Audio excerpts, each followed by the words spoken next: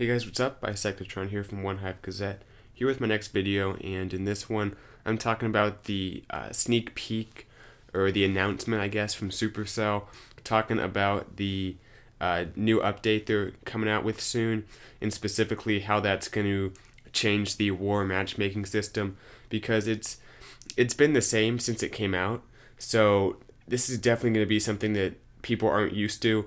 And from what I've read and from other people are saying, it's going to profoundly affect the war community and just clan wars in general. So let's talk about what they've said and what effects I think that will have on the game.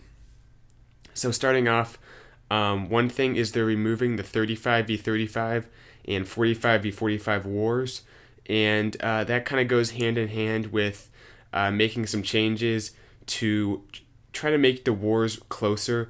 Like they're making it based off of the top attackers more. I think they're trying to just get it closer in general. They're trying to get rid of the mismatches, which is easier said than done. But by getting rid of the 35v35 and 45v45, I think the idea is that more people are going to fit in the same category. So instead of people not being able to match because one's a 35 person search and one's a 30-person search, if they're both, say, 30-person searches, then they can match if they're even. So it's just going to put more opportunities for a bigger pool to draw from, so there's more likely it's going to be a close match. So that does kind of suck for people who like doing 35v35, 45v45, because I know a lot of the OneHive clans do 35 person wars.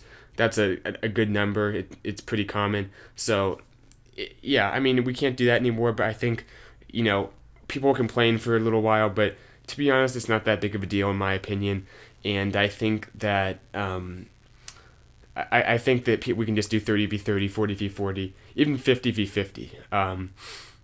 It would be nice not to, but yeah, it's something that's needed, and because if you want wars to be closer, there has to be less options to choose from, because the more options, the more that sorts you out into different pools, and the less people in each pool, or the less clans in each pool at a certain time to search, so the less likely you'll get a close matchup. So anyway, they're getting rid of 35v35, 45v45.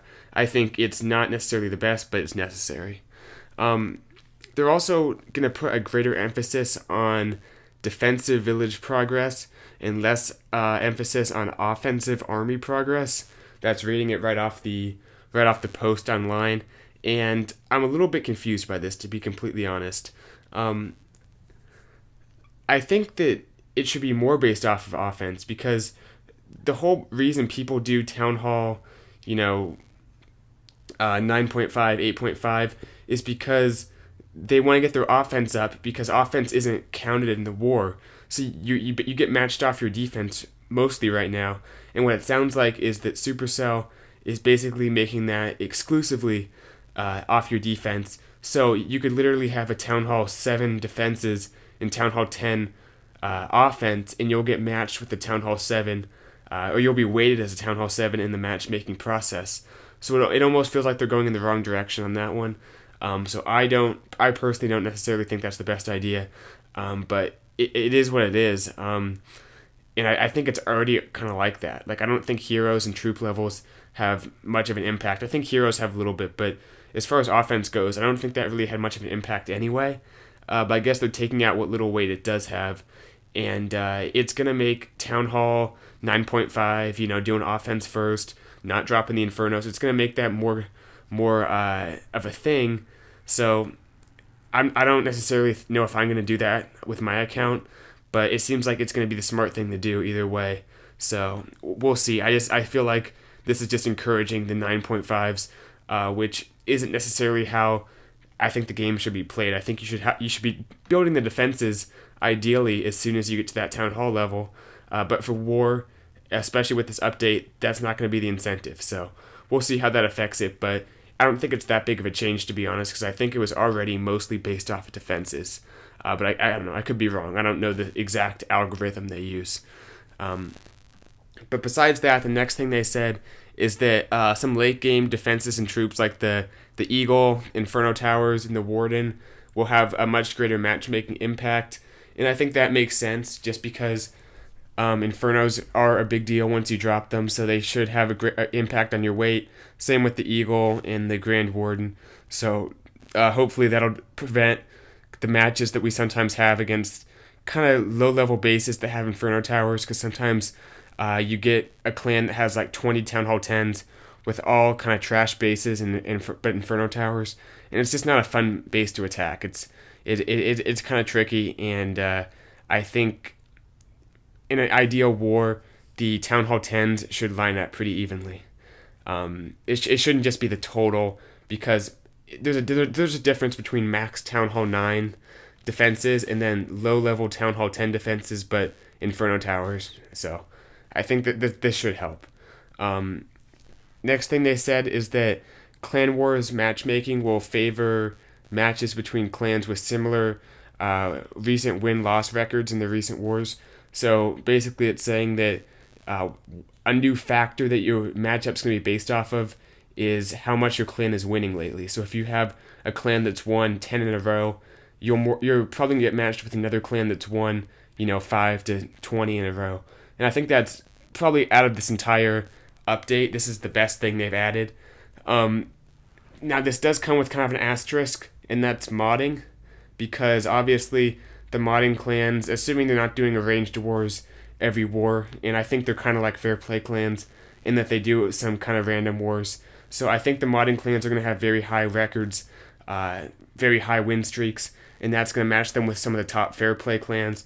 So I think we're going to see kind of a mixing with modding and fair play, because now it'll be all the top clans will be going against each other, and obviously there's nothing to separate these two types of clans.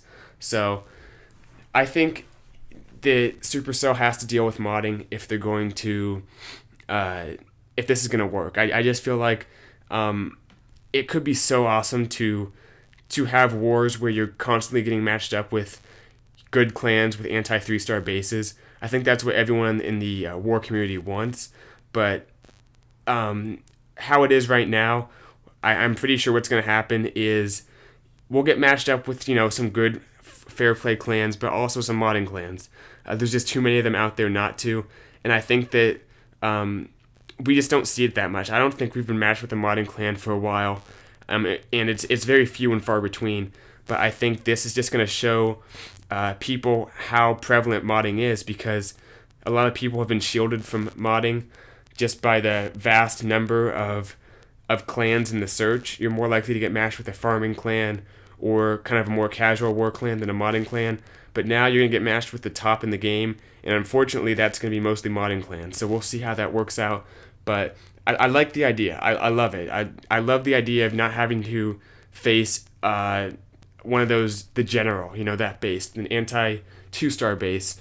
I like the idea of going up against clans that are winning also, and modding has to be dealt with, I think. So we'll see how this ends up affecting the game and how much matches happen with modding, but I feel like it's going to be a lot, and Supercell has to do something to keep the war community happy about this. But anyway, let's move on to the last one here as I go on to the last attack. Team versus team compositional checks have been added to weed out imbalanced war matchups. So this is kind of speaking in a different language to me, but I think what it's saying is that it's going to be, the matchmaking system's going to be, let me go all the way to the bottom. It explains it a little bit more as this attack happens. Okay, yeah.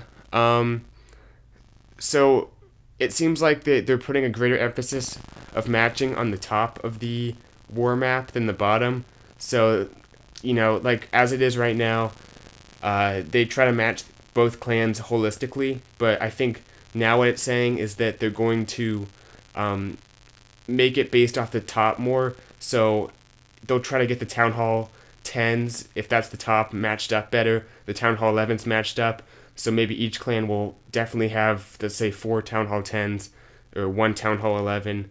And maybe the bottom might not quite be as even. There might be 3 Town Hall 8s on one side and no Town Hall 8s on the other side. But I think this is a great feature to add because the bottom's getting 3-starred anyway. It's not the bottom that's important, it's the top of the war map that matters. So that has to be matched up pretty evenly. And I think that's what they're saying they're going to do here. So as I fast forward through this last attack, overall I think Supercell is taking a few good steps in the right direction. And I like seeing this. It's great just in general to see them, communicating with the war community and showing that they're actually trying to make or add new features that are intended to help war and the balance of it. So I like it. I think that